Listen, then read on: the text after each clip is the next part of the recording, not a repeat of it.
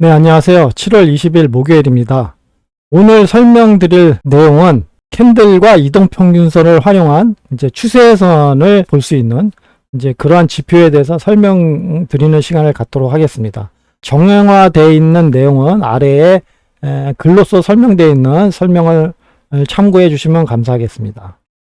자, 이전에 교육을 시작할 때 가장 맨 처음에 설명드렸던 것은 캔들에 대한 부분이었습니다. 그래서 캔들에 대해서 공부를 할 때 뭐 캔들에 대한 모양이라든가 뭐 그런 거보다 캔들이 어떻게 구성이 되어 있는지, 캔들의 구성에 의해서 우리가 궁극적으로 찾아야 되는 지지와 저항을 어떻게 형성을 하고 있는지에 대해서 이제 아셔야 된다고 제가 말씀을 드렸습니다. 이제 그거를 중점으로 공부를 해야 된다. 그러기 위해서는 캔들이 무엇인가를 일단 개념을 잡고 갈 필요가 있기 때문에 캔들에 대한 공부를 차트 공부에서 1순위로 말씀을 드렸습니다. 그 다음에 설명드렸던 것이 이동평균선입니다. 캔들의 조합이 이루어진 것이 이동평균선이고, 그 이동평균선을 활용해서 온갖 지표들이 다 개발이 됐습니다. 그렇기 때문에 캔들의 그런 모양, 캔들에 대한 배열, 이동평균선에 대한 개념을 이해하신다면 사실상 차트를 볼 때 화면에 표시되어 있는 뭐 여러 가지 지표들은 다 필요가 없게 됩니다. 하지만 새로운 차트를 보게 되었을 때 바로 알 수 있는 부분은 없겠죠. 왜냐하면 표시가 되어 있지 않기 때문에 차트 분석을 하는데 시간이 오래 걸릴 수가 있습니다. 예제로 지금 보이고 있는 거는 이제 체인 링크인데요. 체인 링크를 계속 보고 계신다면 아무것도 없어도 상관이 없겠죠. 왜냐면 이제까지 계속 봐왔기 때문에 어느 정도의 캔들의 흐름과 그런 이동평균선의 그런 개념만 있으면 보통 이렇게 잡을 수가 있습니다. 하지만 새로운 이제 코인, 새로운 차트를 보게 되면 여기만 봐가지고는 안 되겠죠. 그래서 그때는 월봉 차트, 주봉 차트, 그 다음에 일봉 차트를 봐가면서 이제 그 캔들의 조합, 배열이라든가 이제 추세를 가지고 이제 지지와 저항을 잡는데 시간이 걸리게 됩니다. 그리고 막상 오랜 기간 동안 보질 않고 처음으로 본 거기 때문에 그러한 지지와 저항을 잡는데 좀 약간 신뢰할 수가 없는 이제 그러한 역할이 될 수가 있습니다. 그래서 그런 것을 미연에 방지하기 위해서는 어느 정도 자신이 신뢰할 수 있는 그러한 지표들을 몇 가지를 차트에 그려 놓음으로써 그런 차트 분석에 대한 그 신뢰성을 높이는 게 좋다라는 겁니다. 그래서 얘기하시는 분들이 많죠. 뭐 차트에 뭐 여러 가지 지표들을 뭐 가서 올려놓고 보면서 뭐 분석이라고 이제 하는 사람들은 어차피 하수 중에 하수다. 뭐 그렇게 말씀을 하지만 사실 그게 중요한 게 아닙니다. 그러면 가장 중요한 거는 차트 분석을 맞추냐 못 맞추냐가 문제가 아니고요. 가장 중요한 거는 거래 전략을 얼마나 잘 만드느냐입니다. 그래서 차트 분석을 가지고 우리가 궁극적으로 만들어야 되는 거는 거래 전략입니다. 그래서 거래 전략을 만들기 위해서는 지지와 저항만 있으면 됩니다. 그래서 내가 여기서 지지를 받을 때 매수를 할 건가 매도를 할 건가, 저항을 받을 때 매수를 할 건가 매도할 것인가, 그거를 거래 전략을 만들어서 손절을 가장 안 하고 뭐 분할 매수를 하던가 분할 매도를 하던가 해서 손절을 최소화할 수 있는 그런 거래 전략을 만들게 되면 결국 수익을 얻는 그런 거래로 이어질 수가 있습니다. 그래서 차트 분석을 아무리 기가 막히게 하더라도 거래 전략을 못 짜면 어차피 그 사람은 수익을 볼 수가 없어요. 그래서 보통 맨 처음에 생각을 합니다. 저도 그렇게 생각을 했고 그렇게 알고 차트 공부를 해왔습니다. 해왔지만 결국은 거래 전략이었다. 그래서 차트 분석이 좀 틀리더라도 나의 거래 전략을 얼마나 잘 만드느냐에 따라서 차트 분석이 잘못됐더라도 수익을 얻을 수가 있고, 그 다음에 손절을 최소화할 수 있는 그러한 거래를 할 수가 있게 되는 겁니다. 그래서 차트 분석으로 해서 이 사람이 뭐 맞췄다, 이 사람이 틀렸다 필요가 없다는 겁니다. 그런 거를 논할 가치도 없고요. 논할 필요도 없습니다. 그럼 시간적인 낭비죠. 그럴 시간에 내가 거래하려고 하는 그 차트를 보고, 그 코인의 차트를 보고 나의 거래 전략을 어떻게 만들 것인가를 하나라도 더 생각하는 게 훨씬 더 낫다라는 거죠. 그래서 그런 걸 가지고 싸우는 거는 별로 의미가 없고요. 왜 싸우는지도 모르겠습니다. 하여간 그런 식으로 차트 분석을 해 나가시면 되겠습니다. 그래서 이번 시간에는 캔들과 이동평균선을 가지고 추세에 해당되는 지표를 만들 수 있는 방법, 그 다음에 그러한 지표를 가지고 추세를 활용할 수가 있는지에 대해서 지금 가지고 온 게 MS 시그널 지표입니다. 요게 MS 시그널 지표거든요. 그래서 요게 MS 시그널 지표입니다.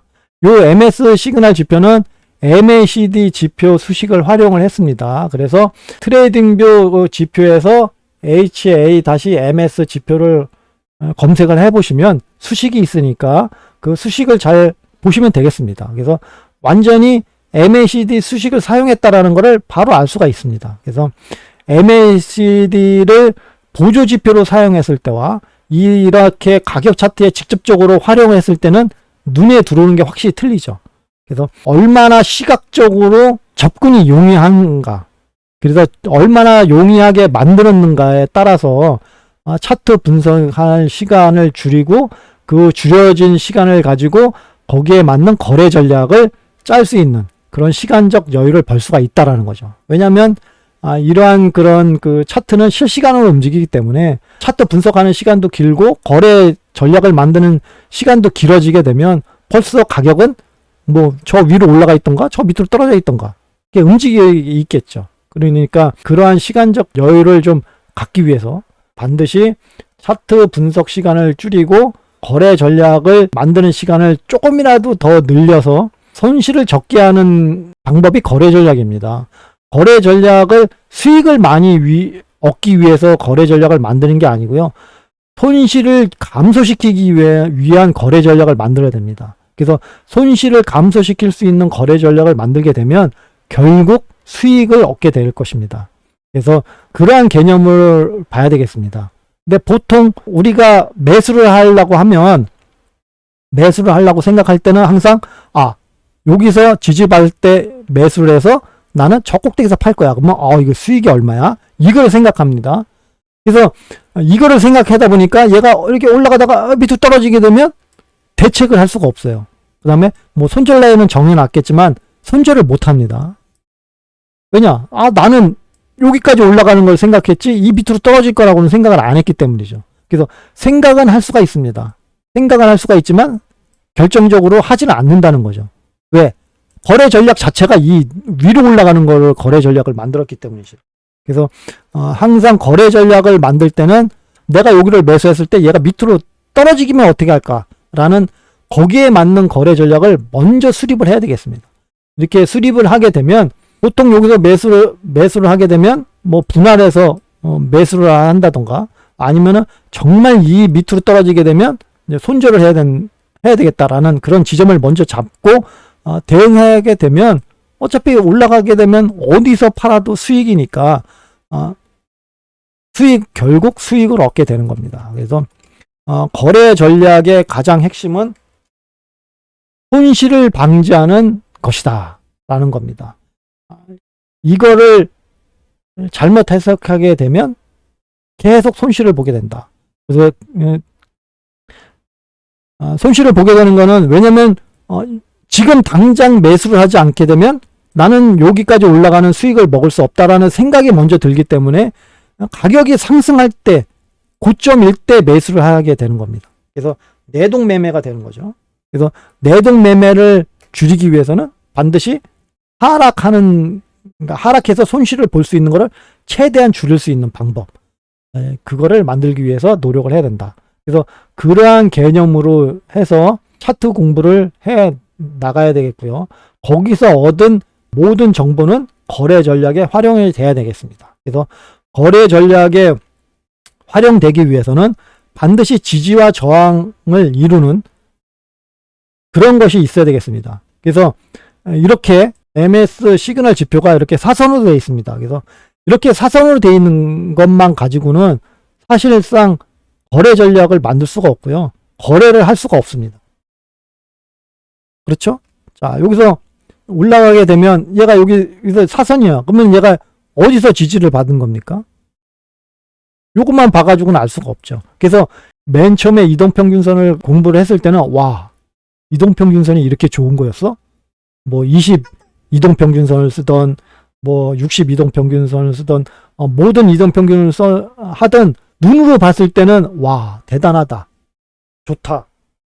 하지만 막상 거래를 하려면 거래를 할 수가 없어요. 여기서 지지를 받는 건지 여기서 저항을 받는 건지 결정을 할 수가 없고요. 사선이니까.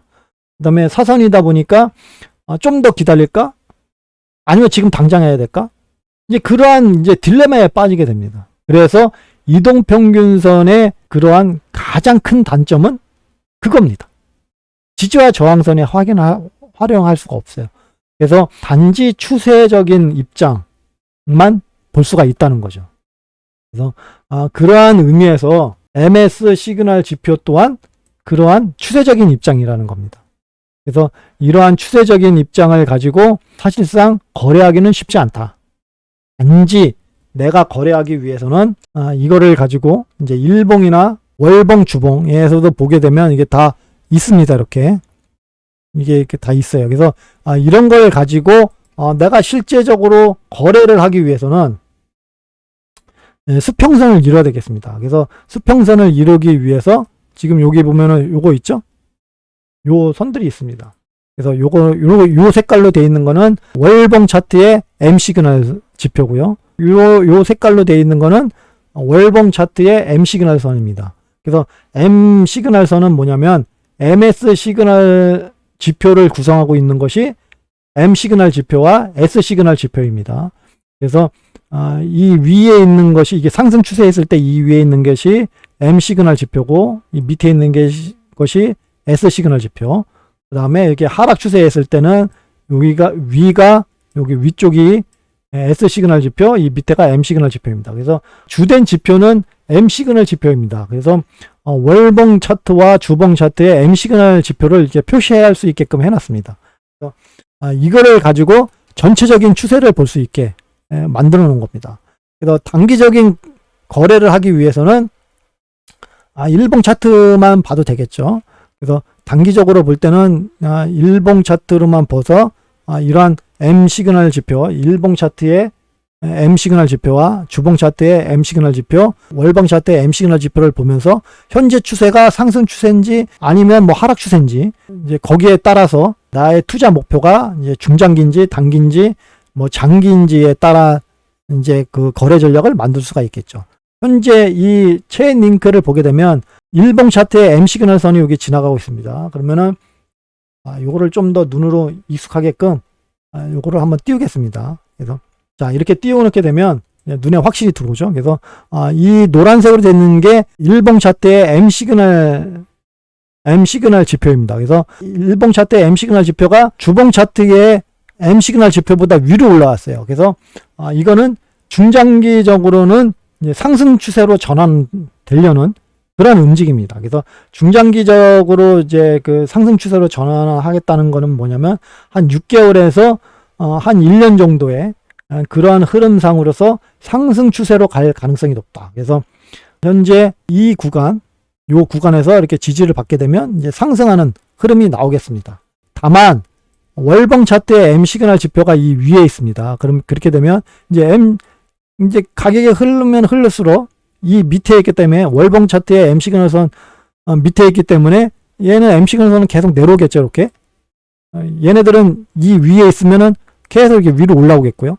그러다 보면은 얘가 이렇게 해서 어느 정도 이제 맞게 될 겁니다. 이제 터치를 하게 되겠죠. 그래서 그 터치를 하면서 이제 변동성이 발생하게 될 것입니다.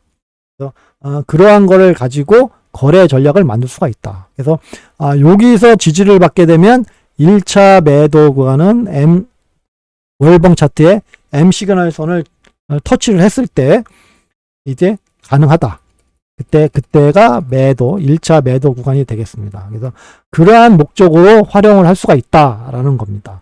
그래서 캔들과 이동평균선에 대해서 공부를 하셨다면 현재 차트에 있는 저의 차트에 있는 MS 시그널 지표와 M 시그널 지표를 활용을 해서 추세가 어떠한 식으로 이루어졌는지를 확인을 해 나가시면 되겠습니다. 그래서 이러한 추세를 확인을 함으로써 우리가 이제 그 실제 이 추세가 아니고 이제 고점과 고점을 연결하는 이제 추세선이라든가 접점에서 저점을 연결하는 추세선을 이제 그릴 수가 있게 되는 겁니다. 그래서 그렇게 그려진 추세선을 가지고 제가 가끔씩 계속 가끔이 아니고 계속 말씀을 드리고 있죠. 이제 변동성 기간을 어느 정도 예측이 가능하다. 그래서 그러한 추세선, 고점과 고점을 연결하는 추세선과 저점과 저점을 연결하는 추세선, 그 다음에 거기에 따르는 이제 지지와 저항 지점을 가지고 이제 그런 변동성 기간을 정할 수가 있고요. 그래서 거기에 따르는 거래 전략을 만들 수가 있다라는 겁니다. 그래서 좀 어려울 수가 있습니다. 어려울 수가 있지만 이 추세를 볼 수 있는 거는 지금 요 추세가 가장 잘 맞습니다. 그래서 이런 그 MACD 수식을 활용한 MS 시그널 지표이기 때문에 수식에 대한 신뢰성도 높죠. 왜냐하면 MACD는 예전부터 왔던 그런 그 지표이기 때문에 신뢰성이 아주 높습니다. 그에 따라서 단점도 많이 이제 알 수 있기 때문에 그러한 것들을 다 보완을 해서 만든 지표입니다. 그래서 많이 활용을 하셨으면 좋겠습니다. 뭐 굳이 내가 안 그래도 내가 이 고점과 이 고점을 연결해서 이제 선을 그어놨는데 이것을 내가 신뢰를 할 수 있는가 없는가는 직접 거래를 하려고 할 때 이제 표시가 되겠죠. 하지만 알 수는 없다. 신뢰하기는 쉽지 않다라는 겁니다. 이번 시간에는 MS 시그널 지표, 이동평균선의 연장선인 MS 시그널 지표에 대해서 설명드렸습니다. 다음 시간에는 보다 나은 내용으로 다시 찾아뵙도록 하겠습니다. 네, 감사합니다.